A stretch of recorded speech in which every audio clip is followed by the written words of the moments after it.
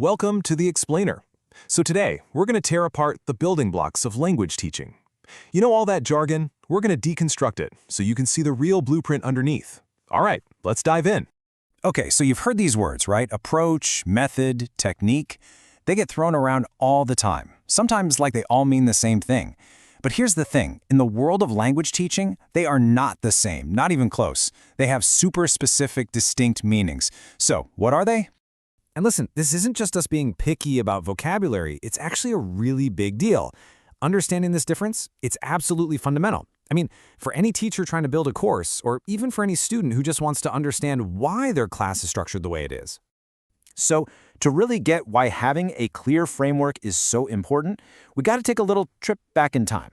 Because for a long while, the whole field was, well, kind of a mess. A total jumble of jargon.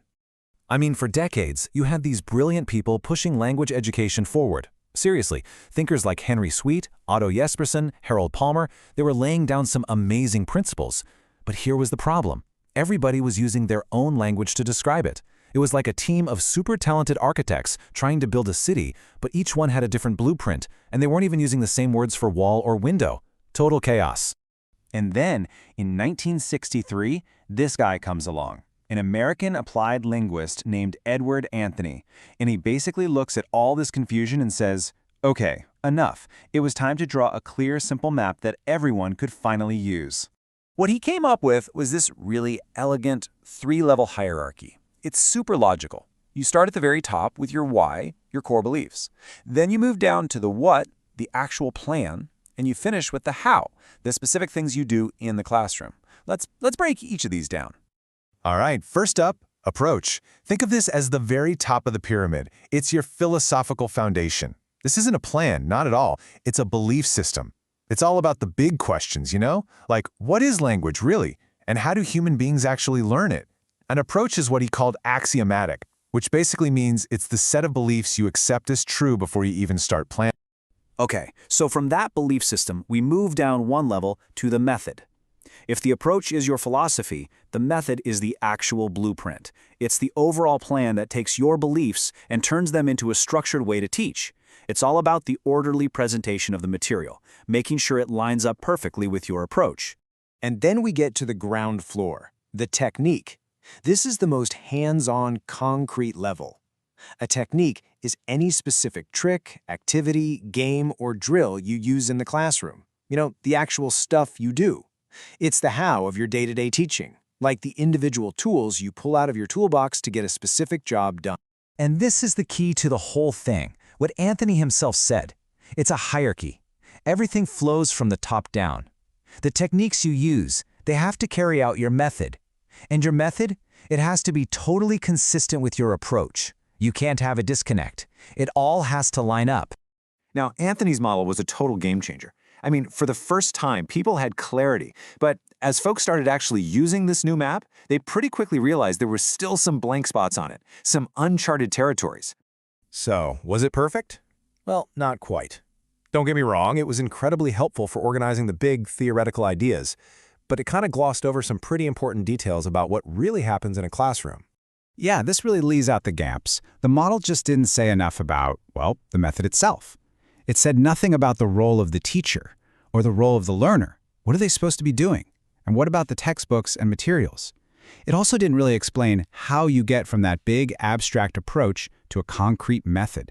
These were the big missing pieces of the puzzle. But, you know, these critiques weren't about tearing down Anthony's work. Not at all. It was more like an invitation to build on it, to make it even better. And that's exactly what happened. It led to a revised, much more detailed blueprint that filled in all those gaps. And you can see the evolution right here. The new framework keeps approach right at the top. That's still the foundation. But the other two levels get a major upgrade. Method gets expanded into this much richer idea called design, and technique evolves into the more all-encompassing term procedure.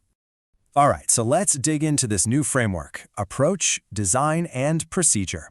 You're about to see why these changes make the whole blueprint way more practical and, honestly, a lot more powerful for teachers. Okay, the biggest and most important upgrade is right here in the middle: design.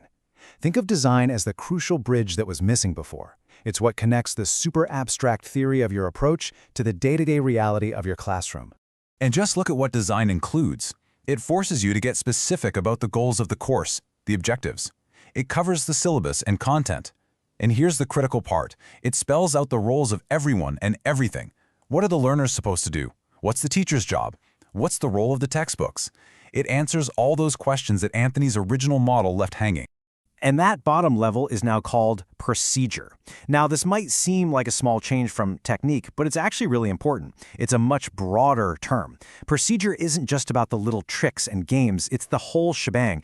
It's all the practices, the behaviors, the interactions, everything that actually happens in the classroom when you put your design into action.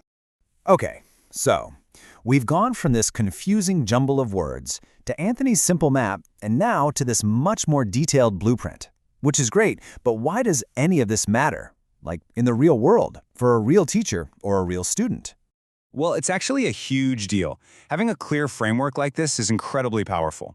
For one, it gives all of us educators a shared language. We can actually talk about and debate what we do. It also lets us analyze and compare different methods with real precision. But I think the most important thing is this. It helps teachers be intentional. It empowers them to connect their deepest beliefs about learning, their approach, directly to what they have their students do in class every single day. It connects the why to the So the next time you hear someone talk about their teaching method, you'll know what's really going on. You can see the whole structure behind that one little word, all the way from the big philosophical approach, down through the nitty-gritty of the design, and right into the real-time classroom procedure. See, understanding this blueprint, it's not just about learning some jargon. It's about getting a whole new lens to see, and maybe even to help build, the entire architecture of learning.